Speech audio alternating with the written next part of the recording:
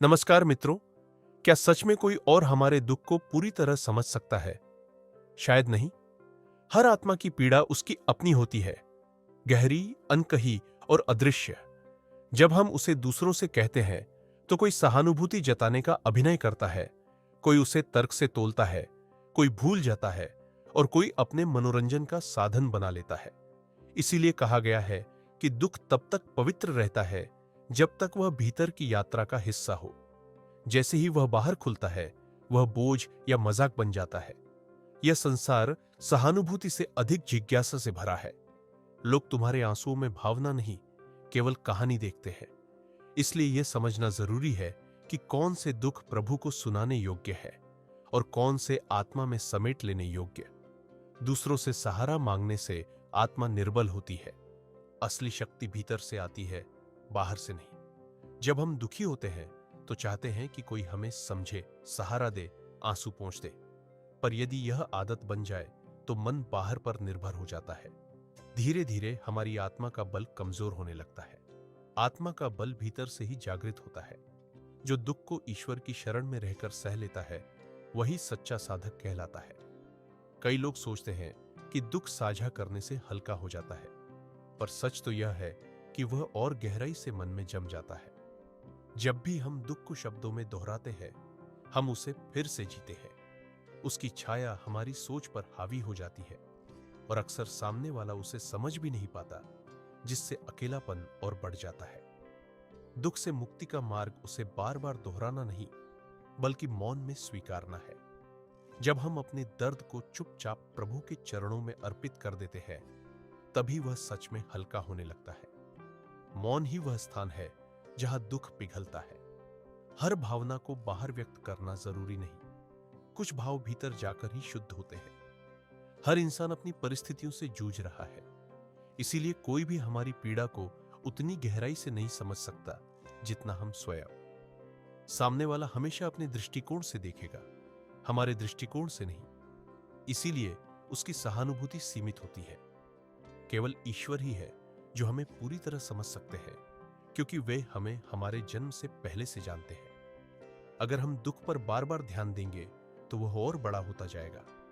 ध्यान वह शक्ति है जो जिस ओर टिकता है उसे और प्रबल बना देता है। इसलिए दुख पर ध्यान करने के बजाय भक्ति, प्रार्थना और मौन पर केंद्रित होना चाहिए। तभी आत्मा ऊपर उठती है।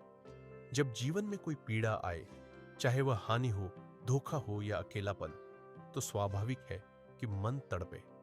पर संसार में कोई भी व्यक्ति उस घाव को पूरी तरह भर नहीं सकता। ऐसे समय में मौन साधना ही सबसे बड़ा उपाय है।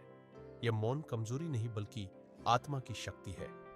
प्रभु के चरणों में दुख समर्पित कर देना आत्मिक बलिदान है और इसी से आत्मा में शांति उतरती है। जो व्यक्ति दुख में भी मुस्कुराना जानता है, वही सच्चा योगी है। सुख के समय मुस्कुराना आसान है, परंतु विपत्ति में मुस्कुराना साधना है।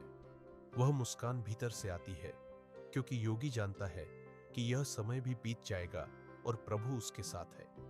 कभी कभी लोग हमारे दुख का मजाक भी बनाते हैं। इसका अर्थ यह नहीं कि हमारी पीड़ा छोटी है, बल्कि इसका अर्थ है कि सामने वाला अभी आत्मिक रूप से परिपक्व नहीं है। इसलिए मौन रखना ही श्रेष्ठ है। ईश्वर तुम्हारी पुकार को सुनते हैं, चाहे तुम शब्दों में कहो या न कहो। जो दुख बार बार सुनाया जाए, वह जीवन की सच्चाई बन जाता है। इसीलिए उसे दोहराना मत। वह केवल एक बीता हुआ अनुभव है, उसे छोड़ दो। ध्यान और आत्मचिंतन से जीवन को नया रूप दो। संसार तुम्हें तभी सुनता है जब तुम्हारे पास दिखाने को कुछ हो, संपत्ति, प्रभाव या सफलता। पर जब तुम भीतर से टूटा हुआ महसूस करते हो, तब संसार चुप रहता है। उस समय केवल एक शक्ति है जो सुनती है, ईश्वर। उन्हें तुम्हारे शब्द नहीं, तुम्हारा भाव चाहिए। जब कोई बाहर कहता है मैं ठीक हूं, पर भीतर से टूटा हुआ महसूस करते हो, तब संसार चुप रहता है। उस समय केवल एक शक्ति है जो सुनती है, ईश्वर। उन्हें तुम्हारे शब्द नहीं, तुम्हारा भाव चाहिए।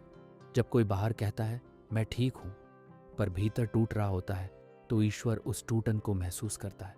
तुम्हारे मौन आंसू भी सीधे प्रभु तक पहुंचते हैं। यही आत्मा की सबसे सच्ची पुकार है। बाहर की दुनिया कभी स्थिर नहीं होगी, परिस्थितियां बदलती रहेंगी, लेकिन भीतर शांति हमेशा उपलब्ध है। जैसे समुद्र की गहराई स्थिर रहती है, वैसे ही आत्मा की गहराई में शांति है। उसे पाने के लिए मौन और ध्यान का अभ्यास करो।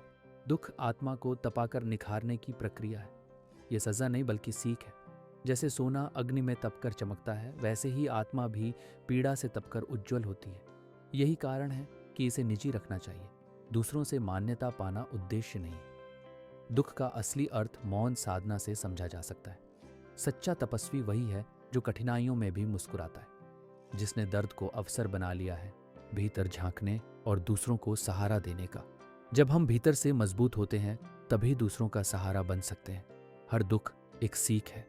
उसे भीतर आत्मसात करो, उसे प्रचारित मत करो। यह आत्मा की कक्षा है जहां प्रभु हमें नया बनाते हैं। मौन में बैठकर ईश्वर से संवाद करके ही घाव भरते हैं। परमहंस योगानंद कहते हैं, ईश्वर साइलेंट हीलर है। वे शब्दों में नहीं, भावों में मिलते हैं। जब हम प्रेम और विश्वास से उन्हें पुकारते हैं, तो वे हर टूटे हिस्से को जोड़ते हैं। यही आत्मिक शांति का मार्ग है। तो मित्रों, जब जीवन भारी लगे, चुपचाप बैठो, भीतर जाओ और प्रभु से कहो, हे प्रभु, मुझे शक्ति दो। उत्तर अवश्य मिलेगा। एक गहरी शांति के रूप में, एक मौन आश्वासन के रूप में, मैं तुम्हारे साथ हूं।